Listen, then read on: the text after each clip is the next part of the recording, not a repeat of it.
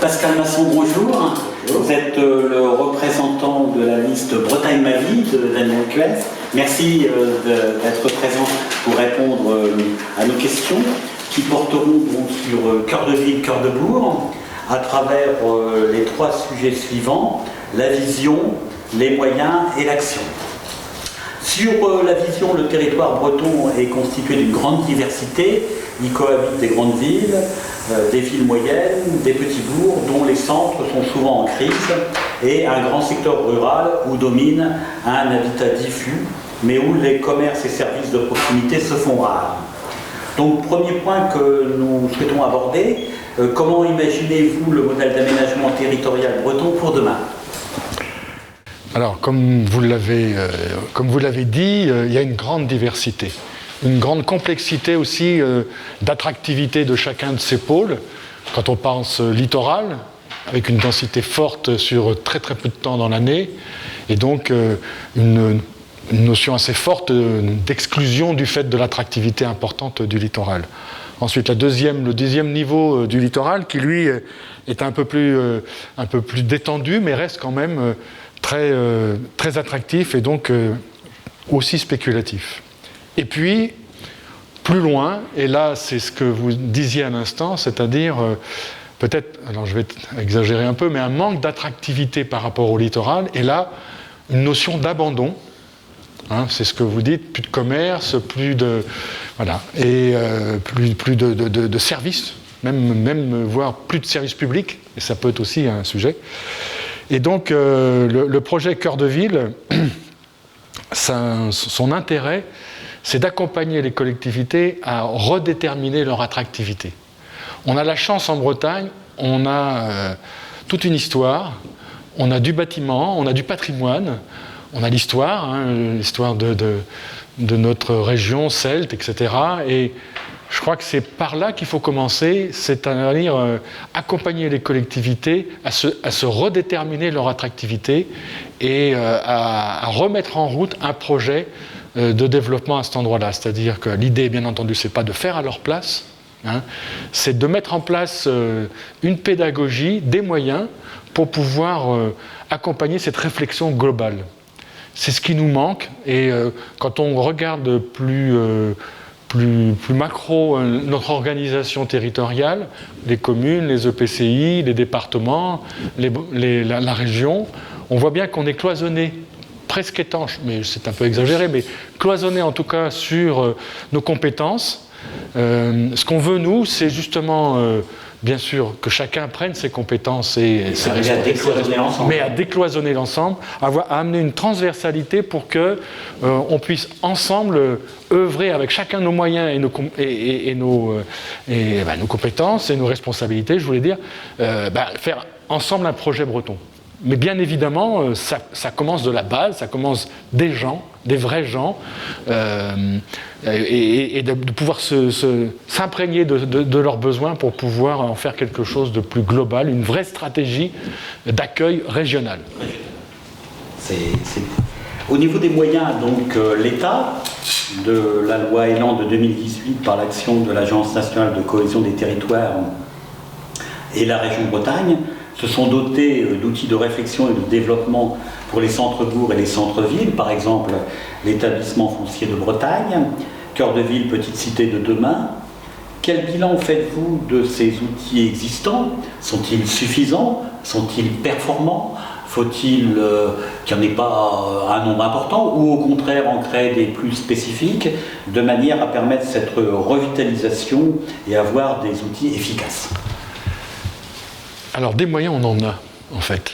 Des moyens, il y en a. Vous l'avez dit, Action Cœur de Ville est accompagnée par la Caisse des dépôts, est accompagnée par Action Logement, est accompagnée par l'État. Des moyens, on en a. On a fait pas mal d'études. Et puis, concrètement, ça fait rien. On a rénové nos centres-bourgs, tout ça. Mais concrètement, on n'a pas développé une vraie synergie, une vraie dynamique qui rendrait ça beaucoup plus visible. Les outils ne sont pas assez efficaces, quoi. Alors oui, peut-être, ou leur organisation, ou Voilà, il y a quelqu'un qui habite pas très loin d'ici, un bureau d'études de M. Lestou, qui a fait le livre blanc, justement, de la requalification des centres-bourgs, où il dit bien ça. En fait, il dit, très résumé, déterminons à un endroit, déterminons son attractivité. Ce n'est pas forcément un besoin de logement, un besoin de commerce. On regarde, c'est quoi l'attractivité, on en fait un périmètre et on met les moyens dessus. Mais vraiment les moyens dessus. C'est-à-dire que, par exemple, si je dis je vais faire du logement à un endroit dans le centre-bourg, il ne faut pas que je fasse un lotissement à l'extérieur, sinon ça chute. Donc voilà, il faut une vraie cohérence, un vrai diagnostic. On débouche sur une stratégie et on a les moyens, il y a les sous pour le faire. Sauf que jusqu'à maintenant, moi je l'ai constaté réellement, parce que je m'y suis intéressé à titre professionnel dans la structure que je dirigeais, c'est que, eh bien, on a les moyens, mais on n'a pas la stratégie. Alors, il y a un autre aspect aussi qui a été développé, c'est que des grandes métropoles ont les moyens, l'ingénierie, les cabinets d'études, pour effectivement répondre, puisqu'aujourd'hui, pour bénéficier de tous ces financements, il faut passer par les fourches codines des appels d'offres, de dossiers importants, et un certain nombre de maires de petites communes ou de petites communautés se plaignent en disant mais nous, on n'a pas l'ingénierie suffisante. Qu'est-ce qui, pour vous, serait important de développer pour qu'il n'y ait pas une inégalité de traitement finalement entre des gens qui ont les moyens et des gens qui effectivement sont forcés de se débrouiller par eux-mêmes? Il y a inégalité de traitement, en fait. Notre constat, nous, c'est ça. Il y a effectivement des collectivités, des métropoles, Rennes, Brest, des grosses agglos, voilà, même Saint-Malo, qui est moyenne quand même, et Lorient, enfin bref, là, il y a les moyens, il n'y a pas de problème. Les autres, c'est pchit. Et donc, c'est ça, en fait, l'enjeu pour nous. C'est de développer à la fois une pédagogie, un accompagnement à l'ingénierie, et de faire en sorte que le projet qui est décidé localement puisse être réalisé. Alors, qui ferait ça dans l'alternative où c'est des gens qui n'ont pas les moyens, ils pourraient se faire aider par qui, par exemple? Alors, on a une structure, vous l'avez cité, c'est l'établissement public foncier régional, c'est un établissement public d'État qui a aujourd'hui un rôle de maîtrise foncière, de portage sur court terme, on va dire 5-6 ans. Ce qu'il faut à cet endroit-là, c'est, on va y venir plus tard, vous m'avez sollicité là-dessus, c'est d'y adjoindre un OFS, d'accord, un organisme de foncier solidaire.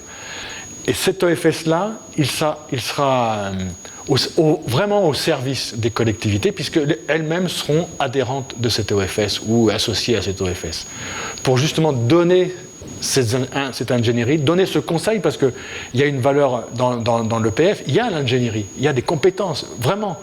Et donc de pouvoir, en gros, faire parler les petites communes, les communes, et puis, hop, faire avec elles, bâtir avec elles un plan d'action avec les moyens qu'on a d'une manière beaucoup plus comment dirais-je, mutualisée. Vous connaissez sûrement, c'est unique en France, en Bretagne, il y a le club des délégataires de l'habitat. Oui. Un des délégataires à la pierre. Créé par l'ARO HLM. Voilà, qui est animé par l'ARO.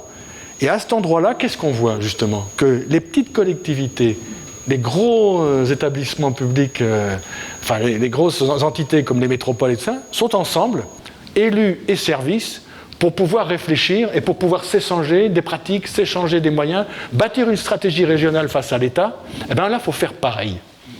Il y a plein de mutualisations à pouvoir partager avec les petites communes. En plus, les petites communes, quand on change là, on vient de faire les municipales, on change d'équipe municipale, il faut tout recommencer, puisque le staff de la collectivité est vraiment beaucoup plus court. Donc, il faut, au contraire, garder un endroit, et c'est ça qu'il faut développer, un endroit où on peut garder cette mémoire du travail, garder et donc toute cette pédagogie, et pour pouvoir la mettre au service des petites communes. Juste, vous voyez, par exemple, on se disait... L'OFS, je vous en parlais à l'instant, on en reparlera plus tard, on est d'accord, mais moi j'ai reçu, puisqu'on a développé des OFS, j'ai reçu des petites communes, je ne vais pas les nommer, mais qui sont plutôt littorales, qui voient leur patrimoine, enfin toutes les résidences s'en aller, ou de devenir des résidences secondaires, sans moyens, sans outils, et qui ont juste le constat que ça s'en va, que c'est fini, quoi, qu'on devenir demain des communes de résidences secondaires. Donc c'est juste pas possible. Donc comment on peut faire? Ben voilà. À partir du moment où on arrive à mutualiser un outil régional, à mutualiser une compétence, une pédagogie. Quand je dis pédagogie, ça veut dire on est une source une ressource de réflexion, avec des moyens de l'ingénierie, ce que vous disiez à l'instant. Alors on peut passer maintenant, si vous le permettez, au troisième point. De nombreux Bretons sont attachés à la qualité de vie, plus particulièrement en maison individuelle, et souhaitent ce mode d'habitat. Aujourd'hui, cette volonté se développe principalement dans le milieu rural, dans les centres-bourgs. Alors, quel habitat pour les centres-villes ? Il y a des débats, il y a effectivement ceux qui pensent qu'il faut densifier au maximum les centres-villes, peut-être même parfois avec des tours de 50 étages, d'autres pas. Il y a ceux qui pensent qu'il faut faire des centres-villes où il n'y aurait pratiquement plus de voitures, hein, d'autres qui pensent qu'il faut laisser quand même la voiture parce que pour les gens qui travaillent c'est quelque chose d'important et d'utile.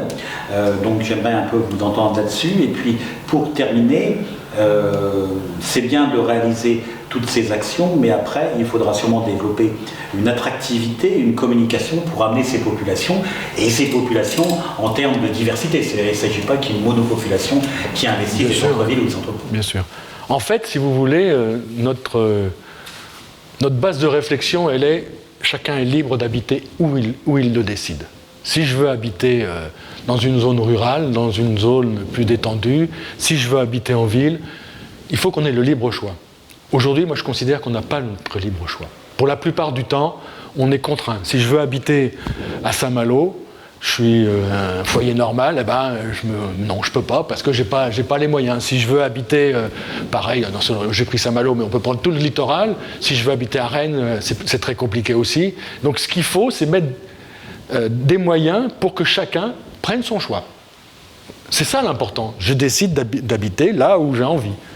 Donc c'est ça. Après, sur la réflexion de densité, on est en train de réfléchir, c'est-à-dire globalement tous, à l'artificialisation des sols, au respect de l'outil de travail des agriculteurs. On en a besoin, c'est ceux qui nous nourrissent. Ne pas les grignoter au fur et à mesure, toutes les terres agricoles, etc. Donc ça, il faut être vigilant. Donc à un moment donné, il ne faut pas avoir un double discours. Il ne faut pas dire... cohérence à avoir. Ah oui, donc à un moment donné, peut-être qu'il faudra densifier les centres-villes. Peut-être qu'il faudra construire la ville sur la ville. Peut-être qu'il faudra monter... Alors 50 étages, on exagère, mais c'est vrai que par la caricature, des fois, on fait une meilleure démonstration. Mais c'est ça. À un moment donné, il faut assumer ses choix. Mais on peut très bien aussi être respectueux de l'artificialisation des sols en faisant un lotissement. C'est pas forcément l'artificialisation. Quand on a un jardin, c'est pas artificiel, c'est un jardin. Donc, vous voyez, il faut faire attention à bien partager toutes ces notions-là de choix, de respect de la terre agricole, de respect de l'étalement des villes. D'abord, pareil, on fait tous un diagnostic. Regardez, les zones industrielles d'il y a 30 ans, aujourd'hui, sont complètement englobées dans l'habitat. On n'aurait jamais pensé ça, ça va très très vite. Donc c'est peut-être tout ça qu'il faut réfléchir. On a plein de villes où il y a, on a un engouement pour les bureaux neufs et puis on laisse tomber les bureaux qui sont plus âgés et qui sont en centre-ville. Qu'est-ce qu'on fait de ces bureaux-là ? Est-ce qu'on les transforme en logements ? Est-ce qu'on fait tomber ? C'est une vraie réflexion. Je reviens à ce qu'on disait tout à l'heure, il faut une pédagogie, un vrai diagnostic, et puis cette décision-là, elle nous appartient à tous globalement. Bien sûr, dans les villes, c'est le maire qui décide, c'est la collectivité qui décide, mais s'il se sent un peu dépourvu parce qu'il n'avait pas les moyens d'ingénierie, qu'il trouve une ressource de support intellectuel ou d'ingénierie au niveau de la région. La région doit être porteuse d'un projet global.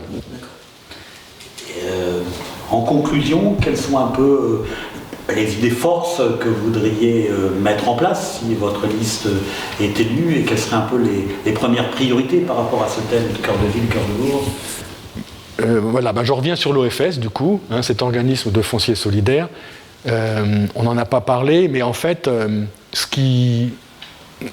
qu'on veut, c'est la Bretagne, c'est une terre d'accueil. Il faut que ça reste une terre d'accueil.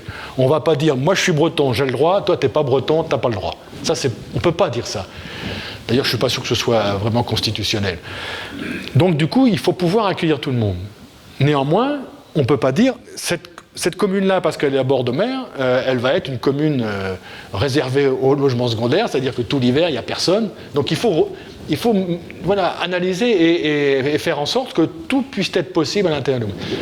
La particularité avec l'OFS, c'est qu'on arrive à bâtir un parc d'accession à la propriété abordable, mais durablement abordable, puisque à chaque transaction, il restera abordable puisque le prix est plafonné. D'accord ? Donc l'idée, c'est de dire, on défend les statuts d'occupation.